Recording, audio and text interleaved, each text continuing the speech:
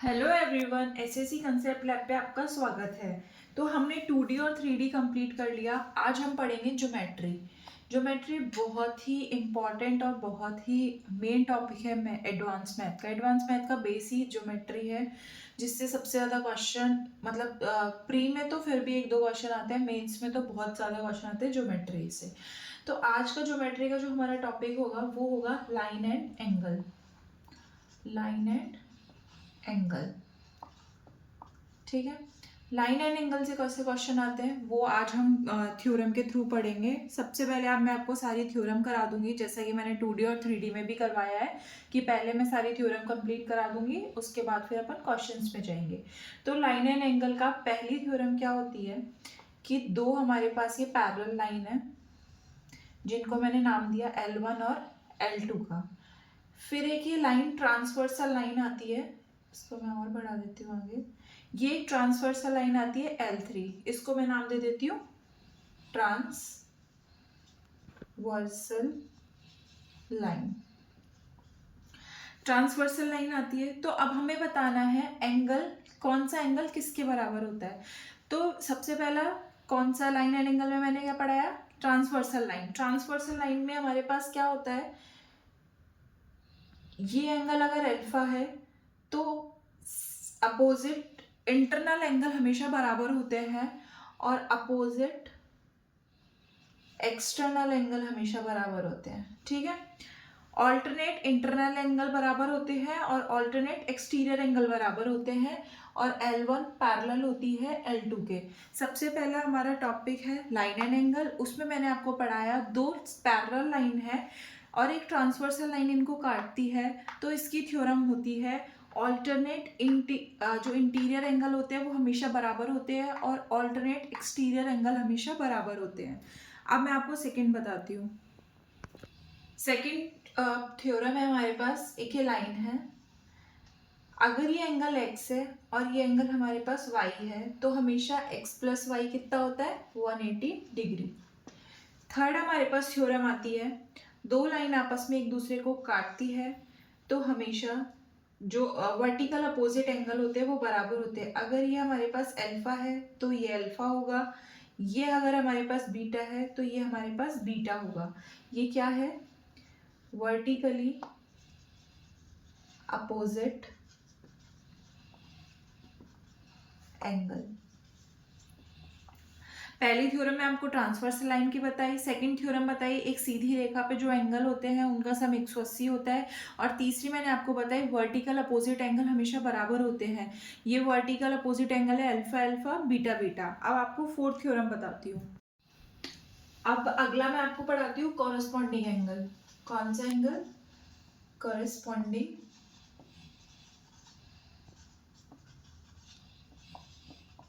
इसमें हमारे पास क्या होता है, ट्रांसवर्सल में मैंने आपको बताया कि एक्सटीरियर एंगल मतलब इक्वल होते हैं बाहरी साइड के दोनों अपोजिट और इंटीरियर के।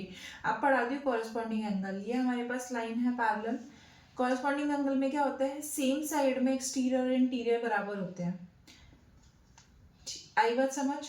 कॉरेस्पॉन्डिंग में सेम ही साइड में एक्सटीरियर मतलब इंटीरियर और एक्सटीरियर बराबर होते हैं सेम साइड में, मतलब अगर इंटीरियर अल्फा है तो एक्सटीरियर भी अल्फा होगा, एक्सटीरियर बीटा है तो इंटीरियर भी बीटा होगा सेम साइड में, ठीक है। और एक चीज़ और होती है इसमें कि ये हमारे पास x है और ये हमारे पास y है, तो हमारे पास x प्लस वाई कितना होता है, हमेशा 180 डिग्री, ठीक है।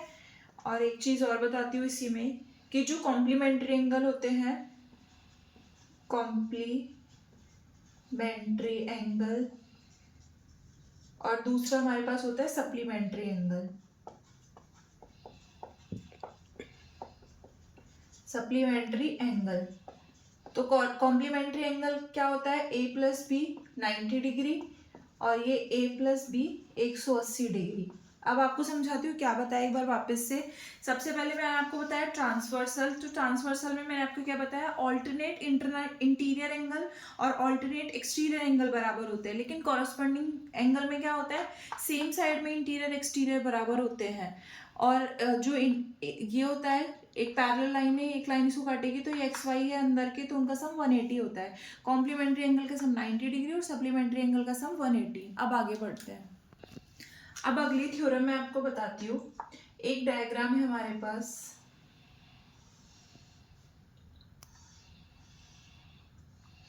ये माना अल्फा, ये माना बीटा, ये माना गामा।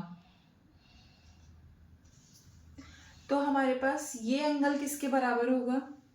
ये एंगल हमेशा बराबर होगा alpha plus beta plus gamma के, ठीक है। और अंदर का एंगल हमारे पास क्या होगा? इधर लिख देती हूँ, 360 minus alpha plus beta plus gamma. क्या थ्योरम है ये? ऐसा आपको एक डायग्राम क्वेश्चन में बना के दिया जाएगा। ये तीन एंगल का आपको मतलब दे देगा कि अल्फा ये है, बीटा ये है, गामा ये है। तो ये एंगल बताओ, ये एंगल कितना होगा? तो ये क्या होता है, अंदर के जितने भी एंगल है तीनों एंगल का सम होता है। और ये क्या होता है, ये सर्किल, ये पूरा सर्किल बन जाएगा। अगर ये इसका सम बचे हुए का ये सम है तो इसका सम क्या होगा, 360 में से माइनस कर देंगे। या फिर क्वेश्चन में हमें ऐसे भी दे सकता है कि इसका मान हमें दे दिया, ये दोनों हमें एंगल दे दिए, इसका पूछ लिया। तो आपको ये ध्यान रखना है, कभी भी कैंची, इसको कैंची फिगर बोलते हैं, कभी भी कैंची फिगर आता है तो अंदर के तीन साइड का, अंदर के तीन एंगल का सम हमेशा बाहर वाले के बराबर होता है। अब अगला बताती हूँ। अगली थ्योरम हमारे पास है, ये दो लाइन है, ठीक है। ये हमारे पास, मैंने इसको माना x माना, इसको मैंने y माना, ठीक है। तो हमारे पास ये एंगल क्या होगा, ये एंगल क्या होगा? अगर ये हमारे पास दो पैरेलल लाइन है, इसके बीच में से एक ये x एंगल है, एक ये y एंगल है, तो इस एंगल का सम क्या होगा? हमेशा x प्लस वाई, ठीक है। अगला हमारे पास एक थ्योरम आती है, दो पैरेलल लाइन है, वो आगे जाके एक बिंदु पे काटती है। ये दो पैरेलल लाइन है, ठीक है। ये हमारे पास एंगल x है, ये हमारे पास एंगल y है, ठीक है। और ये एंगल हमारे पास z है। तो हमेशा ध्यान रखना, x plus y plus z हमेशा कितना होगा? 360 डिग्री। दो पैरेलल लाइन है, आगे जाके एक दूसरे को काटती है, ये x एंगल, ये y एंगल, ये z एंगल, तो तीनों का सम कितना होता है? 360। इससे कैसे क्वेश्चन आता है कि x y दे देगा, z पूछ लेगा, या फिर कोई भी दो दे देगा, एक पूछ लेगा। तो हमें तीनों का सम पता है कितना होता है? 360।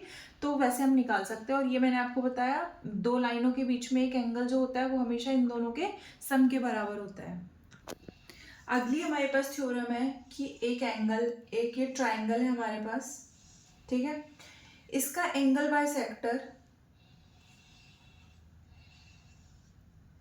ये एंगल बाइसेक्टर है, ये मैंने माना A, ये मैंने माना B, ये मैंने माना C। A की वैल्यू मैंने मानी थीटा, ठीक है। ये तो इंटरनल एंगल बाइसेक्टर हो गए। अगर BC को आगे बढ़ाते हैं तो BC से बाह्य एंगल बाइसेक्टर होते हैं, ठीक है। तो ये एंगल मैंने माना O और ये मैंने माना P। तो O की वैल्यू क्या होती है? अगर A थीटा है, B और C एंगल बाइसेक्टर है, अंदर की साइड मिलते हैं, तो उस O की वैल्यू कितनी होती है? 90 प्लस हाफ ऑफ थीटा। और अगर एंगल बाइसेक्टर बाहर मिलते हैं तो P की वैल्यू होती है 90 माइनस हाफ ऑफ थीटा। एक बार वापस समझा देती हूँ मैं आपको। एक ट्राइंगल है ABC, B और C के एंगल बाइसेक्टर अंदर की साइड मिलेंगे तो वो होगा 90 प्लस हाफ ऑफ थीटा। अगर B और C के एंगल बाइसेक्टर बाहर की साइड मिलेंगे तो वो होगा 90 माइनस हाफ ऑफ थीटा। अगला पढ़ते हैं।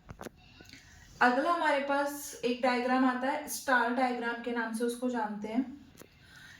इसमें क्या होता है, दो ट्राइंगल होते हैं, ठीक है। इस एंगल को मैं नाम देती हूँ 1, इसको नाम देती हूँ 2, इसको 3, इसको 4, इसको 5, इसको 6। तो इस पूरे का सम क्या होता है हमारे पास? 360। और ये मैं आपको बताऊं कैसे आया। इसमें क्या है, दो ट्राइंगल है, पर ट्राइंगल कितने का होता है? 180 डिग्री का। तो दो ट्राइंगल कितने के हो गए? 360 के, ठीक है। अब नेक्स्ट पढ़ते हैं। अब मैं आपको बताती हूँ, एक स्टार डायग्राम होता है, ये स्टार डायग्राम बना, ये A, ये B, ये C, ये D और ये E। तो हमेशा इस स्टार डायग्राम का सम कितना होता है, n-4 इंटू 180, और n हमारे पास क्या है, नंबर ऑफ साइड। जैसे इसमें 5 साइड है तो इसका सम कितना हो जाएगा, एग्जाम्पल देती हूँ, इसमें 5 साइड है तो कितना हो जाएगा, 5-4 इंटू 180, तो इसका सम कितना आएगा 180। अगर स्टार डायग्राम में 7 एंगल, 7 साइड हो, 9 साइड हो, 10 साइड हो, तो ये फॉर्मूला, जैसे इसमें 5 है ना, 1 2 3 4 5, या फिर इसको नंबर ऑफ साइड की जगह अपन नंबर ऑफ एंगल भी बोल सकते हैं, ठीक है, नंबर ऑफ एंगल भी बोल सकते हैं। तो इसका कितना होता है, सम कितना होगा, n-4 इंटू 180। अब एक और चीज समझाती हूँ आपको, एक और ज्योमेट्री में थ्योरम है। जैसे ये हमारे पास एक ट्राइंगल है, ये एंगल हो गया ए, ये एंगल हो गया बी, ये एंगल हो गया सी, ठीक है। अब इसका एक्सटीरियर एंगल, ये इसका एक्सटीरियर एंगल और ये इसका एक्सटीरियर एंगल, ये तो हमें पता है कि ए बी सी का तो सम कितना होगा 180। बचा हुआ क्या होगा, sum of exterior angle, sum of exterior angle कितना होगा, वो होगा हमारे पास 900 डिग्री। कैसे होगा, 360 360 360, टोटल कितना हो गया 1080, जिनमें से 180 घटा देंगे तो कितना हो जाएगा 900। तो एक ट्रायंगल के सम ऑफ एक्सटीरियर एंगल कितना होता है 900। अब मैं आपको एक और बताती हूँ, ये तो हमारे पास मान लो पैरेलल लाइन ऐसे बना देती हूँ, ठीक है।